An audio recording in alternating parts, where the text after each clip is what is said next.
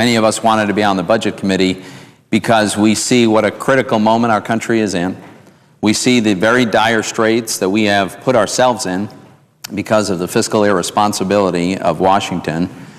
And some of us believe that we don't have a lot of time to get this in order. And so I was looking forward to the opportunity to serve on the committee that would design the blueprint for our entire fiscal policy for this year and hopefully beyond.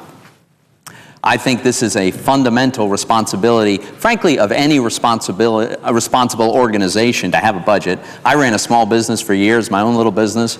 We always had a budget. The corner pizza shop has a budget. We are the biggest enterprise in the world, the United States government. We spend $3.6 trillion, and for the majority party to choose, really, I have to say cynically, to choose not to even write a budget, to abdicate that fundamental responsibility to lay out for the American people how much money they want to spend, on what they want to spend it, where the money is going to come from. To abdicate that responsibility is really shocking. But of course, to make matters worse, they have a statutory obligation to do this, so it's actually also illegal. And here we are without a budget. We're about to run out of this year's funding. When we come back from the August break, we're going to be passing some huge omnibus. Who knows what's in that? We have a completely broken down process. I believe it has contributed to where we are today with this debt limit. And by the way, a brief aside, if I could, about this debt limit issue, because we had a discussion today in the Banking Committee. Federal Reserve Board Chairman Bernanke was there to testify, and it was a useful discussion. Unfortunately, after I left the committee, I learned later that Senator Schumer began to discuss some of my remarks with Chairman Bernanke, and in the process, he grossly mischaracterized what I said. Now, I'm quite sure that Senator Schumer would never intentionally mischaracterize the remarks of one of his colleagues.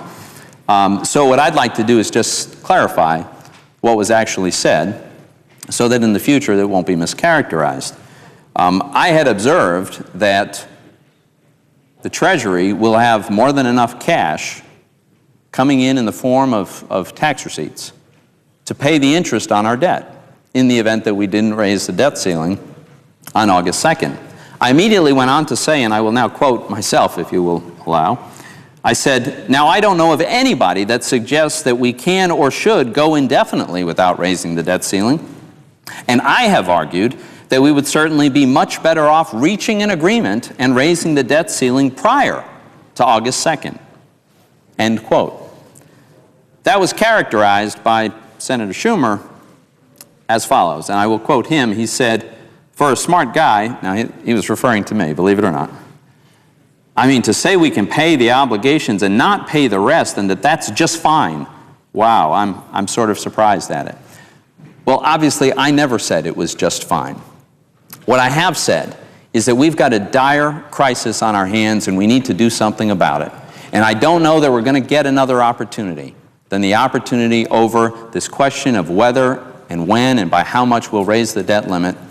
But I'm not going to sit by idly, and I'm not going to go along with some deal that raises the debt limit without making the real cuts in spending we need and the real process reform. So, Senator Sessions, as you know, some of us have advocated that there be a simple deal, if you will, preferably one that we would discuss in public, one that we'd have a debate over, one we'd have a vote on. And the deal is simply this. We will agree to raise the debt limit as the President has asked, by the full amount that the President has requested, provided only that the President agree to put us on a path to a balanced budget. That's it. We call it cut, cap, and balance. It has some immediate cuts. It has spending caps that put us on that path to a balanced budget, and it calls for the adoption of a balanced budget amendment to the Constitution. We had a Democratic president named William Clinton, who together with the Republican Congress in the 90s acknowledged the importance of reaching a balanced budget.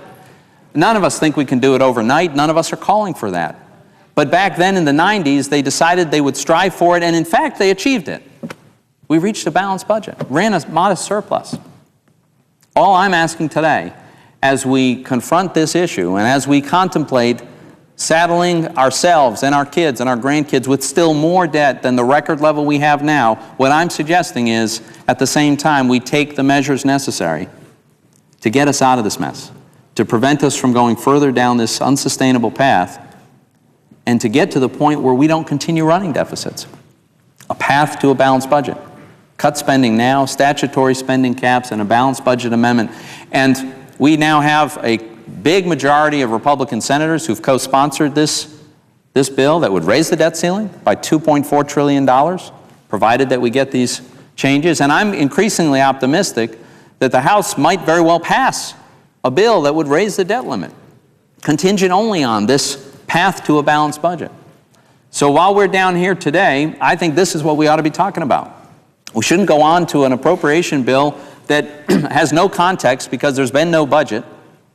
We ought to be focused on getting this problem solved and then get back to the regular order of having a budget that defines the level of spending and where that money is going to come from and allows us to pursue the ordinary appropriation process so that we can exercise our constitutional responsibility to control the purse strings of this federal government. Senator Sessions, I thank you for raising this issue. This is a very important issue, and I agree with you wholeheartedly that it's a travesty that we don't have a budget in this body, and I certainly hope we don't go further down this path.